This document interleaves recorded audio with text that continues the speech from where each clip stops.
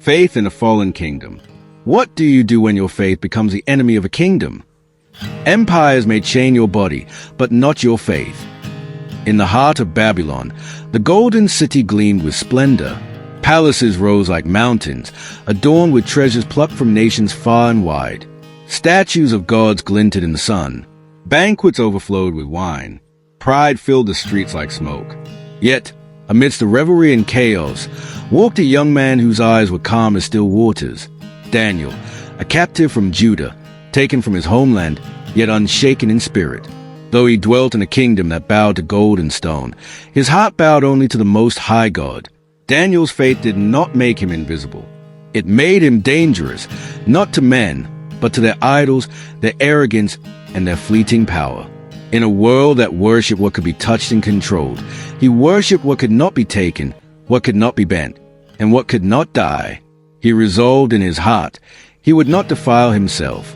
He would not eat the king's delicacies that violated the laws of his God.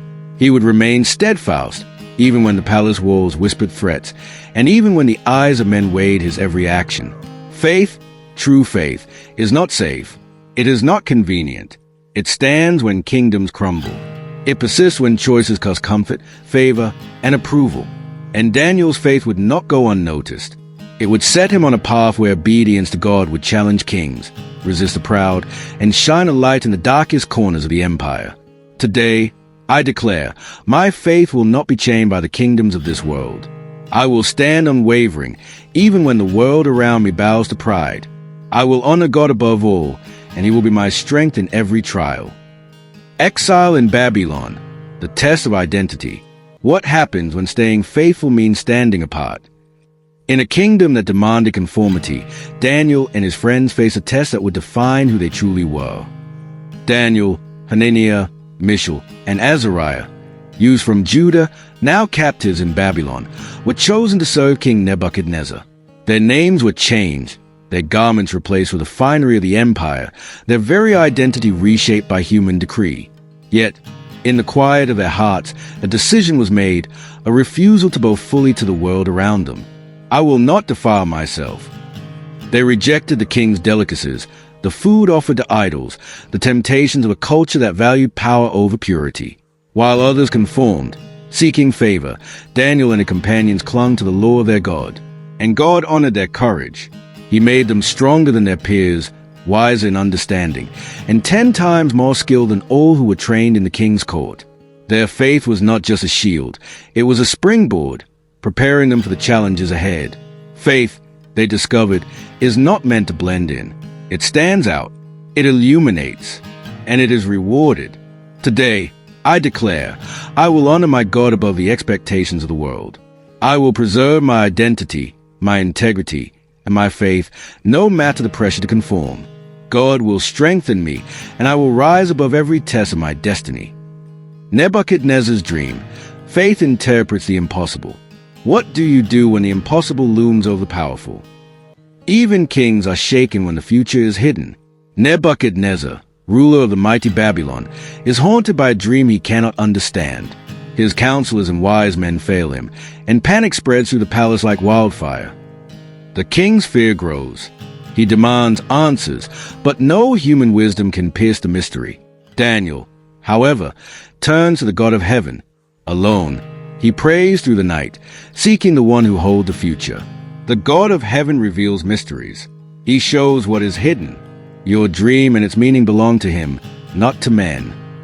He then steps before the king and reveals a vision, a massive statue, its head of gold, chest of silver, belly of bronze, legs of iron, and feet of iron and clay, a prophecy of kingdoms that will rise, fall, and be replaced. The Most High rules in the kingdom of men, and gives it to whomever he wills. But his kingdom shall never be destroyed, and it will stand forever. Nebuchadnezzar, once proud and unyielding, falls to his knees in awe. Faith humbles even the mighty, for God's hand moves in ways beyond human comprehension. Today, I declare, I will trust the God who reveals what is hidden. My faith will stand when the impossible comes. I will honor him above every human power, knowing his kingdom is eternal, and my destiny is secure in his hands.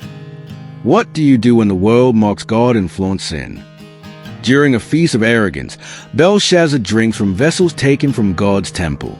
Laughter fills a hall, music plays, and pride blinds a king until a hand appears on the wall, writing words no one can understand. Mean, tekel, upharsin. Terror freezes a king's face. His pride cannot withstand what is written. Silence falls over the palace. O king, the Most High God has sent me. You have been weighed in the balance and found wanting. Your kingdom is divided and given to the Medes and Persians. That very night, Babylon falls. Pride crumbles. Power is humbled. Faith speaks truth, even when it costs everything. Today, I declare, I will stand for God's truth, even when the world trembles. My faith will not be shaken. My courage will not be silenced, and I will honor God above all. What do you do when obedience to God becomes a crime? A new king, Darius, admires Daniel, but jealousy whispers in the ears of his advisors. A law is decreed. No one may pray to any god or man except the king. Daniel hears it, but his heart is unmoved. He kneels toward Jerusalem, hands lifted in devotion. Furious, the conspirators seize Daniel and throw him into a den of hungry lions. Darkness surrounds him. Fear should have ruled, but peace reigns instead. An angel of God stands beside him. The lion's bow, restrained by divine power.